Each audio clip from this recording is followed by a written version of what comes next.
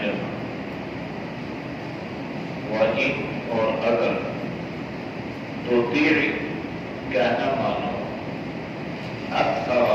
اکثریت کا من وہ جو فی الارض زمین میں ہے یضلوا کا آپ کو بھٹکا دیں گے عن سبیل اللہ اللہ کے راستے سے ان یتبعون نہیں اتباع کرتے الا الظن مگر گمان کی وَإِنْهُمْ اور نہیں ہے وہ الا مگر یخرصون اندازے کرتے ہیں ان ربک بے شک تیرا رب هو اعلم وہ خوب جانتا ہے من اس شخص کو یضل جو بھٹک گیا عن سبیلی اس کے راستے سے اور وہ اعلم خوب جانتا ہے بالمہتدین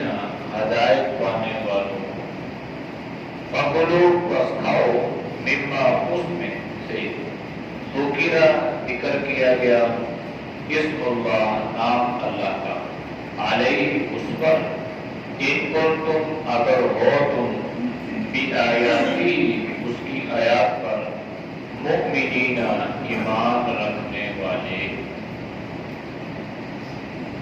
ان آیات کا ما قبل آیات کے ساتھ ربط یہ ہے کہ پہلی آیات میں اللہ نے مشرکین مکہ کے اس قول کی تردید فرمائی کہ آپ کی نبوت کی تصدیق کے لیے کسی آدمی کا ہونا ضروری تھا اس قول کی تردید فرمائی اور فرمایا کہ آپ کی نبوت کی تصدیق کے لیے جو منصف حاکم جج وہ خود براہ راست اللہ ہے جب اللہ نے آپ کی نبوت کی تصدیق فرما دی تو ان باتوں کا کوئی اثر لینے کی آپ کو ضرورت نہیں ہے آج کے آیات میں ان لوگوں کے ایک اور پروپیگنڈے کا ذکر کیا گیا وہ یہ تھا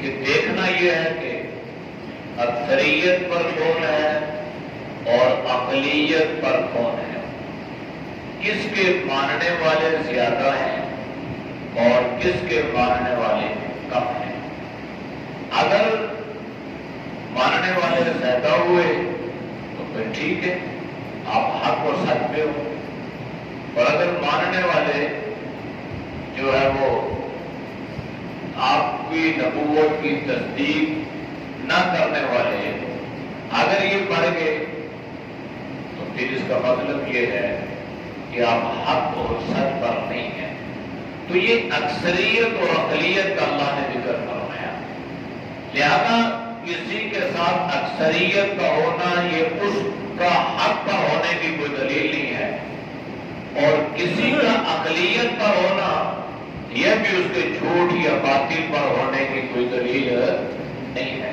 معیار اکثریت یا اقلیت نہیں ہے کہ آپ کسی کو دیکھیں اور اس کے بارے میں یہ گمان کر بیٹھیں کہ یہ حق پر ہے کیوں اس لیے کہ اس کے ساتھ اکثریت ہے اللہ نے اس کا ذکر یوں کیا وَإِن تُطِعْ اگر آپ اطاعت کریں کہنا مانیں اکثریت کا من وہ لوگ فی الارض جو زمین پہ ہے تو کیا ہوگا یضلوک عن سبیل اللہ یہ لوگ آپ کو راستے سے بھٹکا دیں گے یہ ان لوگوں کا پروپیگنڈا تھا اور اس انداز سے گویا انہوں نے یہ اس مہم کو چلایا کہ تاکہ عام ذہن رکھنے والا آدمی اس کا شکار ہو جائے اور وہ یہ سوچنے پر مجبور ہو جائے کہ بات تو ٹھیک ہے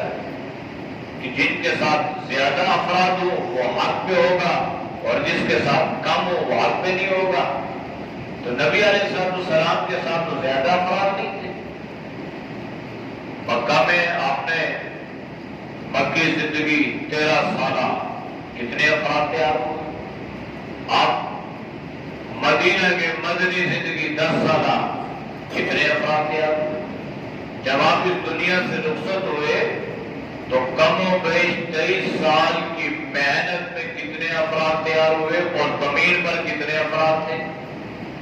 تو لہذا یہ اس بات کی دلیل نہیں ہے کہ آپ کے ساتھ افراد کم تھے تو آپ حق پہ نہیں تھے. اب ان لوگوں کا یہ گروپی گنڈا تھا اور انہوں نے باقاعدہ اس مہم کو چلایا اور اللہ نے ان کو اس میں ناکام کیا. لہذا ایک معیار اللہ نے بنا دیا کہ یوں فیصلے مت کر لیا کرو کہ کوئی اکثریت پر ہے تو آپ یہ سمجھیں کہ یہ ٹھیک ہے. پوری دنیا میں اس وقت اگر دیکھا جائے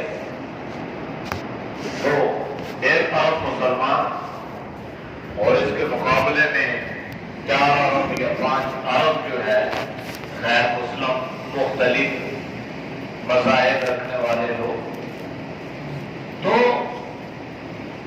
اب یہ اس بات کی دلیل نہیں ہے کہ چونکہ مسلمان اس وقت اقلیت میں ہیں لہذا یہ حق پہ نہیں ہے اور وہ لوگ چونکہ اکثریت پر ہیں اور اس لیے حق پہ. اس معیار کو اللہ نے یہ کہہ کے باطل قرار دیا کہ اکثر لوگ جاہل اور نادان ہوتے ہیں لہذا یہ گمان نہیں ہے. 1922 میں ایک مہم چلی غیر مسلموں جس میں یہودیت کہا تھا تو انہوں نے باقاعدہ یہ جو امریکن ریاستیں ہیں ساری کی سارے یورپ میں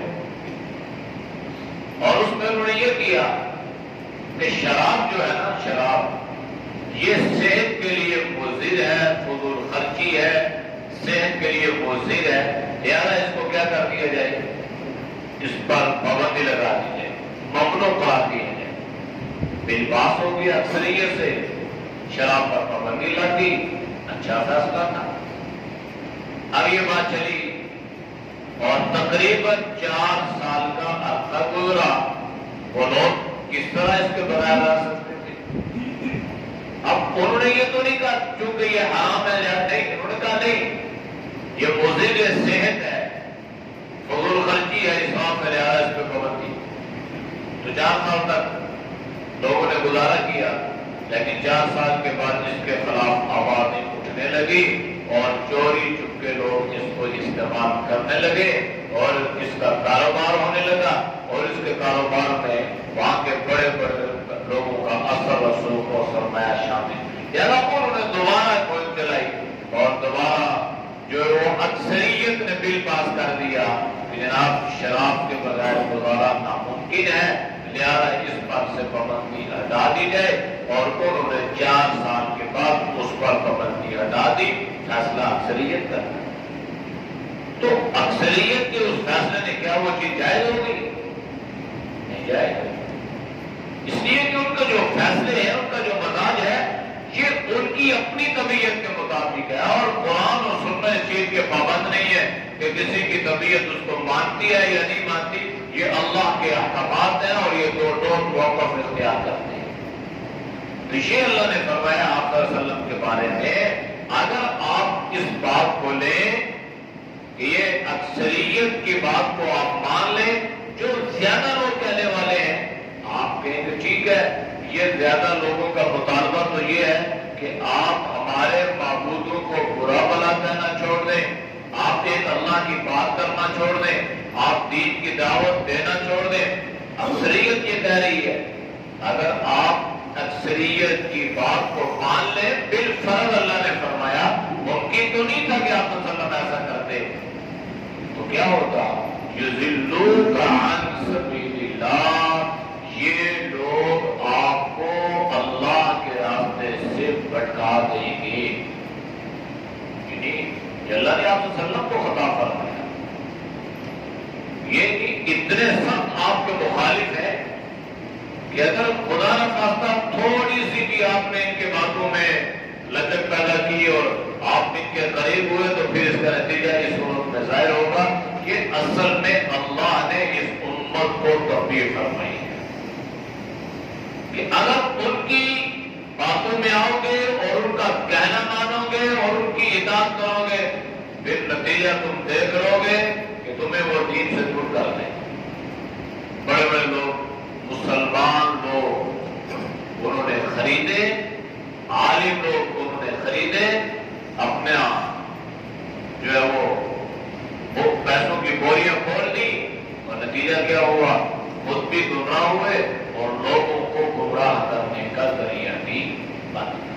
اس لیے اللہ نے فرمایا کہ بھائی آپ کے دشمن ہیں، لہذا آپ نے ان کی اس طرح کی لگی لپٹی باتوں میں اور ملامہ کی ہوئی باتوں میں اور خوبصورت بنائی ہوئی باتوں میں آ کر اپنے آپ کو گمراہ نہیں کرنا۔ يَتَّبِعُونَ إِلَّا الظَّنَّ وَإِنْ هُمْ إِلَّا يَخْرُصُونَ۔ ان کے پاس کوئی بہترین ضابطہ اور دستور نہیں ہے کہ جس کی وجہ سے وہ کوئی نظام کو، کسی سسٹم کو قائم کر سکے۔ وہ صرف اٹکل، تخمینے، اندازے، یہ اس سے سہارا لیتے ہیں، اس کی اتباع کرتے ہیں، اس کے علاوہ ان کے پاس کوئی ٹھوس، مضبوط سہارا، دلائل اور نظام نہیں۔ اللہ نے اسلام کو خوبصورت نظام دیا، مسلمانوں کو اللہ نے اسلام کی صورت میں بہترین نظام دیا ہے، یہاں تک کہ بیت الخلا سے لے کر حکومت کرنے تک اللہ نے اسلام میں ہر چیز کو کھول کے بیان کر دی۔ بیت الخلا میں کیسے جانا ہے شریعت نے بیان کیا، حکومت کیسے کرنی ہے اسلام نے اس کو کھول کر بیان کیا۔ جب اللہ تمہیں حکومت عطا کر دے، سلطنت عطا کر دے، امارت عطا کر دے، تو تمہارے کندھوں پہ کیا ذمہ داری آتی ہے؟ سب سے پہلے کس چیز کو آپ نے ٹھیک کرنا ہے؟ قرآن کریم میں وہ چیز بیان ہے، ان اللہ یأمر بالعدل والاحسان۔ یہ نظام حکومت چلانے میں بنیادی چیز ہے۔ تو عدل کون کرے گا؟ انصاف کون کرے گا؟ برابری سازی کون کرے گا؟ رعایا کے حقوق کا خیال کون کرے گا؟ جو اللہ کے حقوق کا پابند ہوگا، جو اللہ کے حقوق کی پرواہ نہیں کرتا، جس اللہ نے اس کو پیدا کیا، کھلا رہا ہے، پلا رہا ہے، صحت دی، جس اللہ نے اس کو یہ حکومت اور یہ تخت اور یہ شاہی عطا کر دی، وہ اس کی پرواہ نہیں کرتا، رعایا کی پرواہ کرے گا۔ ہاں، اگر کہیں پر تھوڑی بہت کی بھی آئے گی نا، وہ اپنا تخت حکومت بچانے کے لیے ہوگا، اس لیے نہیں ہوگا کہ ہم رعایا کے حقوق کا خیال کریں۔ اس لیے اسلام کے پاس ایک مضبوط نظام معیشت، اقتصادی نظام، عدالتی نظام، معاشی نظام، ہر نظام کو اللہ نے قرآن کریم میں اور جناب نبی کریم صلی اللہ علیہ وسلم نے اپنے زبان نبوت سے بیان فرمایا۔ ان ربک هو اعلم من يضل عن سبیلہ، تیرا رب جانتا ہے ان کو خوب کہ اللہ کے راستے سے کون گمراہ ہوا، کون گمراہ ہو رہا ہے، کون ہدایت پہ جا رہا ہے، اللہ اس کو خوب جانتا ہے۔ اب گمراہ کون ہے؟ جو اللہ کے راستے کو چھوڑ دے گا، چاہے اسے حکومت ملے چاہے نہ ملے۔ جس نے بھی اللہ کی رسی، اللہ کے دین، اللہ کے قرآن کو چھوڑ دیا، وہ گمراہ ہو گیا، وہ راستے سے بھٹک گیا۔ بھلے وہ اپنے آپ کو جتنا بڑا انسان کیوں نہ سمجھے، لیکن وہ ہدایت پر نہیں ہے، وہ گمراہی پہ ہے۔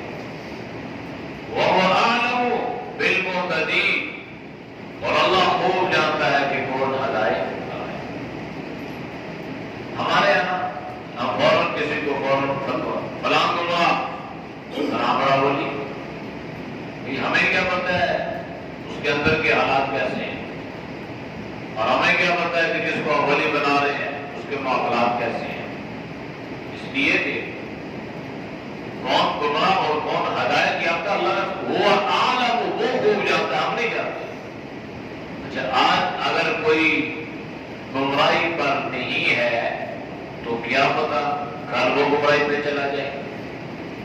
اور آج اگر کوئی ہدایت پر نہیں ہے تو کیا پتا کل اللہ اس کو ہدایت پر لے آئے، یا کون سی ایسی ادا اللہ کو پسند آ جائے اور جس کی وجہ سے اللہ اس کے لیے ہدایت کے راستے کشادہ کر۔ والذین جاہدوا فینا لنہدینہم سبلنا۔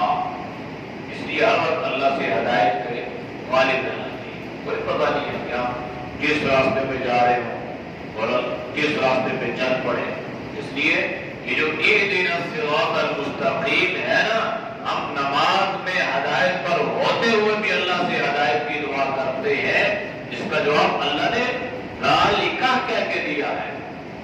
ذالک الکتاب، یہ اہدنا الصراط المستقیم کا جواب ہے کہ اگر اللہ سے ہدایت کے طالب ہو، ہدایت مانگتے ہو، تو پھر تمہیں اللہ کے دین، اللہ کی کتاب، اللہ کے قرآن کی طرف آنا پڑے گا۔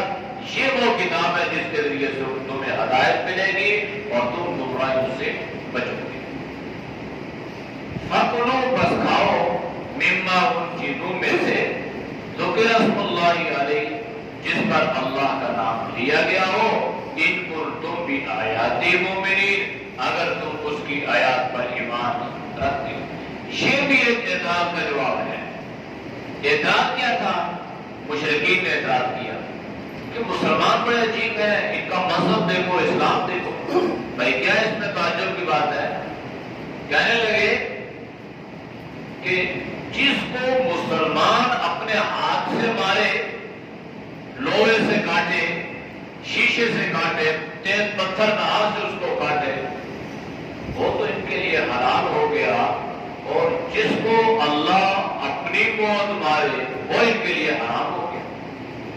یعنی جس کو خود یہ مارے وہ حلال ہے، اور جس کو اللہ مارے وہ کیا ہے؟ حرام۔ جب جانور بھی مر گئے تو وہ تو اس کو اللہ نے دی ہے نا۔ اب یہ ان کا اعتراض تھا، تو اللہ نے اعتراض کا جواب یہ دیا کہ جن جانوروں کو اللہ نے تمہارے اوپر حلال کر دیا ہے، تو جب تک تم دو طریقے نہیں اپناؤ گے تمہارے لیے وہ جانور حلال نہیں ہوگا۔ جن کو اللہ نے حلال کر دیا ہے ان کے لیے دو طریقے۔ پہلا طریقہ اللہ کا نام لینا، بسم اللہ اللہ اکبر کے نام۔ یہ مسئلہ طے کر کے فقہاء نے لکھا ہے کہ اگر کوئی مسلمان ذبح کرتے وقت وہ بھول گیا، اس کی نیت تھی نام لینے کی لیکن بھول گیا، تو یہ جانور جو ہے یہ حرام نہیں ہوگا، یہ حلال ہوگا۔ اس لیے کہ اس کی نیت نہیں تھی، اس کی نیت تھی لیکن بھول گیا، اور بھول چوک پہ تو انسان روزے میں اگر کھا پی لے تو روزہ بھی ٹوٹتا نہیں ہے، جب روزہ نہیں ٹوٹتا تو یہ جانور بھی حرام ہو، بھول میں ایسا کر کے۔ ہاں اگر قصدن اس نے جان بوجھ کے اس نے نام نہیں لیا یا نام لیا اس نے غیر اللہ کا نام لیا تو یہ حلال جانور بھی کیا ہو جائے گا؟ ہاں، یہ پہلا طریقہ۔ دوسرا کیا ہے؟ دوسرا طریقہ یہ ہے کہ جانور کو مسلمہ اصول کے مطابق ذبح کیا جائے، اور وہ اصول کیا ہے کہ جانور کو گردن سے ذبح کیا جائے، یہ اصول ہے۔ لہذا اگر بغیر کسی مجبوری کے، بغیر کسی عذر کے اگر جانور کو گردن سے ذبح نہ کیا گیا ہو تو یہ مکروہ تحریمی ہے، اور مکروہ تحریمی سے مراد یہ ہے کہ اس جانور کا گوشت کھانا یہ آپ کے لیے حلال نہیں ہے۔ یہ دو طریقے، ایک اللہ کا نام لینا، دوسرا جانور کو گلے سے کاٹنا، یہاں تک کہ 4 رگیں نہیں تو کم از کم اس کی 3 رگیں کٹنی، یہ ضروری ہے۔ اس میں حکمت فقہاء نے لکھی ہے کہ جب اس کی 4 رگیں یا 3 کٹ جائیں گی تو اس میں سے وہ پلید اور ناپاک اور گندا اور خلالت والا جو خون ہوگا نا، اللہ اس کو پریشر سے نکال دے۔ اگر کٹیں گے نہیں وہ اس کا جو خون ہوگا حسینوں کے ساتھ ملتا رہے گا، جو مضر صحت بن جائے گا، اور اس پر حکماء نے بھی کلام کیا، اور حکماء بھی بڑے بڑے حکیم بھی اس نتیجے پر پہنچے کہ یہ جو گلے سے کاٹنے کی جو حکمت تھی اور شریعت نے جس کو مصنون اور ضروری قرار دیا، اس میں حکمت یہی تھی۔ اگرچہ اگر کوئی ایسا جانور ہو جس کو گلے سے کاٹنا مشکل ہو جائے تو کسی اور طریقے سے اس کو اللہ کا نام لے کر تیر مارنا یا کسی اور طریقے سے دبا کرنا شریعت نے اس کی اجازت دی۔ مثال کے طور پہ اگر کوئی جانور کسی کنویں میں گر گیا، کسی کھائی میں گر گیا، اب اس جانور کو وہاں سے نکالنا مشکل ہے، وہ نکل سکے گا نہیں، اور وہاں پر اس کو کاٹنا بھی جا کے جو ہے وہ گلے سے جمع کرنا چھری سے یہ بھی مشکل ہے۔ تو اگر اس کو تیر کے ذریعے سے اگر مار کے اس کو ہلاک کر دیا جائے تو یہ ذبیحہ مسلمان کے لیے حلال ہو جائے گا، بالکل بعینی اسی طرح جس طرح شکار کو شکاری جب اس کی طرف تیر پھینکتا ہے اور وہ اللہ کا نام لے کے پھینکتا ہے تو یہ شکار اس کو تیر جہاں بھی لگے وہ شکار کیا ہو جائے گا؟ حلال ہو جائے گا۔ تو حالت اضطراری میں اگر کہیں پر گلے کے علاوہ بھی کاٹ دیا جائے وہ ذبیحہ کیا ہو جائے گا؟ حلال ہو جائے گا۔ تو یہ بھی اعتراض تھا اور اللہ نے اس کا جواب دیا کہ ہر وہ چیز جو اللہ نے آپ کے لیے حلال کی ہے اس چیز پر اللہ کا نام لو اور اس کو کھاؤ۔ ان کنتم بآیاتی مؤمنین، اگر تم اللہ کے احکامات پر ایمان رکھتے ہو تو پھر اس اصول کے مطابق چلو، نہیں رکھتے ہو پھر تمہاری مرضی ہے، اس کو ذبح کرو یا نہ کرو، حلال کھاؤ یا حرام کھاؤ، تو تمہارے اوپر تو کوئی پابندی نہیں۔ اعوذ باللہ من الشیطان الرجیم، بسم اللہ الرحمن الرحیم، وَإِن تُطِعْ أَكْثَرَ مَن فِي الْأَرْضِ يُضِلُّوكَ عَن سَبِيلِ اللَّهِ إِن يَتَّبِعُونَ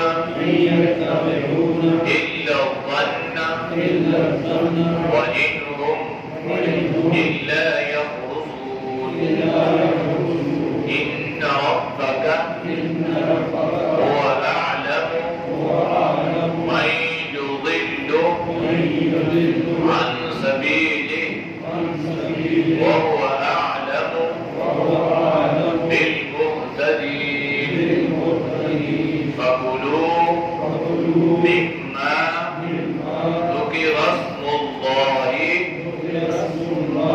عَلَيْهِ إِن كُنتُم بِآيَاتِهِ مُؤْمِنِينَ۔ الحمد لله رب العالمين والعاقبة للمتقين والصلاة والسلام على النبي الكريم۔ یا اللہ ہم سب کے ساتھ میرے گناہوں کو معاف فرما، گناہوں سے بے فرما، یا اللہ نیک اعمال کی توفیق نصیب فرما، یا اللہ برے مال سے، برے خیالات سے، برے راتوں سے، برے صحبت سے اللہ کو ہم سب کی حفاظت فرما۔ یا اللہ جتنے دو دفعہ بزرگ تیرے رضا کے لیے درس قرآن سنتے ہیں اللہ ان نے تو قبول فرما۔ یا اللہ تو سب کی جان مال ایمان صحت میں اللہ کو برکتیں عطا فرما، ہر پریشانی ہر مصیبت سے اللہ تو ہم سب کے حفاظت فرما۔ جو بیمار ہیں گھروں میں، اسپتالوں میں، مرد ہیں، عورتیں ہیں، یا اللہ تو سب کو اپنے فضل سے، اپنے گھروں سے صحت کاملہ عاجلہ نصیب فرما۔ یا اللہ ان کی پریشانیوں کو اللہ اپنے فضل و کرم سے دور فرما اور پریشانیوں سے اللہ تو ہم سب کے حفاظت فرما۔ صلی اللہ تعالیٰ